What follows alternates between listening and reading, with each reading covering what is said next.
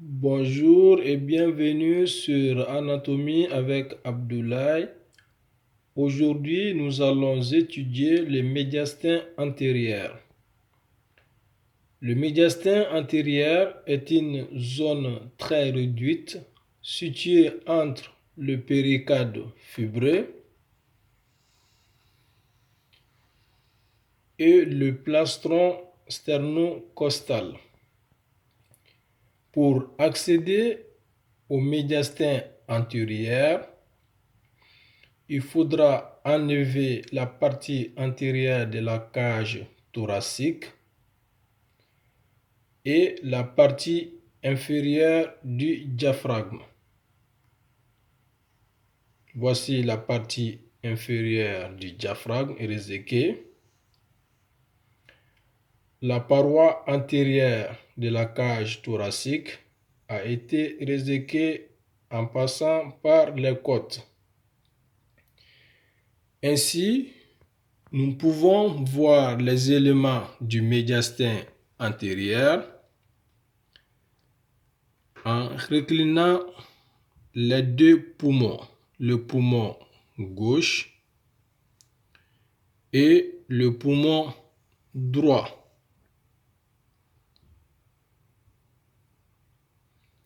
Le médiastin antérieur contient les éléments suivants: le corps adipeux rétrosternal,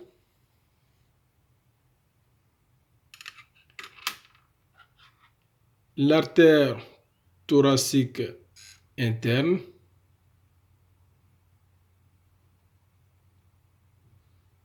avec sa branche phrénico-péricardique, et enfin le médiastin antérieur est parcouru par le nerf phrénique. Ici le nerf phrénique droit en noir et le nerf phrénique gauche en noir. Latéralement, nous voyons sur cette figure, qui est une coupe frontale passant par le médiastin antérieur, les deux poumons, le poumon droit et le poumon gauche. Le poumon droit et le poumon gauche ne font jamais partie du médiastin. Le médiastin signifie je me tiens au milieu. Ici, le poumon droit et le poumon gauche sont parcourus par des sillons. La suture horizontale du poumon droit et la suture oblique du poumon droit. Ces deux sutures horizontales et obliques divisent le poumon droit en trois lobes: le lobe supérieur, le lobe moyen et enfin le lobe inférieur. Par contre, le poumon gauche ne présente qu'une seule suture, la suture oblique, qui divise le poumon gauche en deux lobes, le lobe supérieur et le lobe inférieur. En fait, le poumon gauche présente une partie qui se rapproche de la langue. Cette partie est appelée la lingula et elle fait office du troisième lobe du poumon gauche.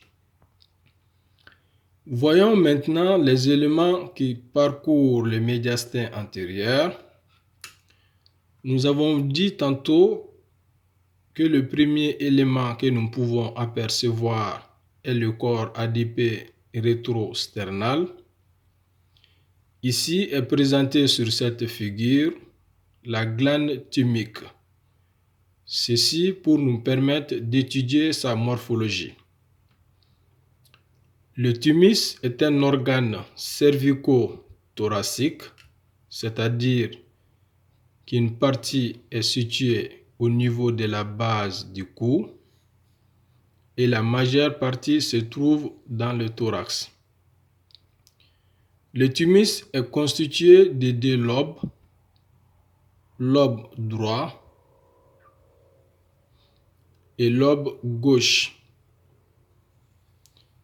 Ces deux lobes sont intimement liés. Par contre, nous notons un développement plus important du lobe gauche. Le thymus est en rapport essentiel avec le tronc veineux brachiocéphalique gauche en pointillé ici, l'aorte ascendante cachée par le corps thymique et le péricarde fibré. Voyons maintenant le deuxième élément qui parcourt le médiastin antérieur. Il s'agit de l'artère thoracique interne. Vous voyez ici l'artère thoracique interne naît de l'artère subclavière gauche ici et l'artère subclavière droite ici. Et vous voyez la naissance de l'artère thoracique interne. L'artère thoracique interne est une artère très sollicitée en chirurgie cardiaque, notamment dans les pathologies qu'on appelle les coronaropathies ischémiques. Le chirurgien cardiaque prélève ces deux artères, les mettre ensemble en Y et réalise ainsi ce qu'on appelle des pontages aorto-coronariens pour court-circuiter un obstacle qui se trouve sur les artères coronaires. L'artère thoracique interne a une direction qui est oblique. On dit une direction oblique médialement, c'est-à-dire vers la ligne médiale, et inférieure, donc une direction antéro-inférieure, passe entre la veine subclavière et la coupole pleurale. L'artère thoracique interne pénètre ainsi dans la cage thoracique. Au niveau de l'orifice crânial du thorax, l'artère thoracique interne donne naissance à l'artère phrénico-péricardique, c'est-à-dire l'artère qui va vasculariser le sac péricardique et qui va vasculariser le diaphragme. L'artère phrénico-péricardique donne des branches pour le sac péricardique et ces branches terminales vont vasculariser le principal muscle inspiratoire qu'on appelle le diaphragme. La veine thoracique interne est une veine qui est satellite de l'artère thoracique interne. Elle naît à gauche de la veine subclavière. Vous voyez ici, c'est la veine thoracique interne qui se termine dans la veine subclavière gauche. Par contre, à droite, la veine thoracique interne est tributaire de la veine cave crâniale. Ici, la veine cave supérieure. À droite, la veine thoracique interne se jette dans la veine cave crâniale. Par contre, à gauche, elle se jette dans la veine subclavière. Ensuite, le troisième élément qui parcourt le médiastin antérieur est le nerf phrénique. Le nerf phrénique a une origine très haute dans la région cervicale. Elle passe en avant du muscle scalène antérieur que vous voyez ici. Donc le nerf phrénique parcourt la face ventrale du scalène antérieur, passe entre la veine subclavière et l'artère subclavière pour pénétrer dans le thorax avec l'artère thoracique interne. À droite, le nerf phrénique longe le bord droit de la veine cave supérieure, de l'atrium droit et du bord droit du cœur pour terminer dans le muscle diaphragme, ce qui explique son nom, le nerf phrénique. Phrénique, c'est le qualificatif du diaphragme. Donc le nerf phrénique va innerver le principal muscle inspiratoire, ce qui explique en anatomie clinique que les lésions médillaires situées au-dessus de l'origine de naissance du nerf phrénique entraînent non seulement la tétraplégie, c'est-à-dire la paralysie des 4 membres, les 2 membres thoraciques et les 2 membres pelviens, mais aussi la paralysie du muscle diaphragme. Donc ça, c'est une différence notable du point de vue clinique et sémiologique qui va vous permettre de situer l'origine cervicale haute d'une lésion cervico-médillaire.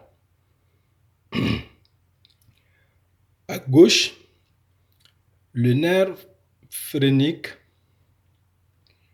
passe également en avant du muscle scalène antérieur, pénètre avec l'artère thoracique interne dans le thorax, passe en avant du tronc pulmonaire et pour disparaître enfin derrière le ventricule gauche.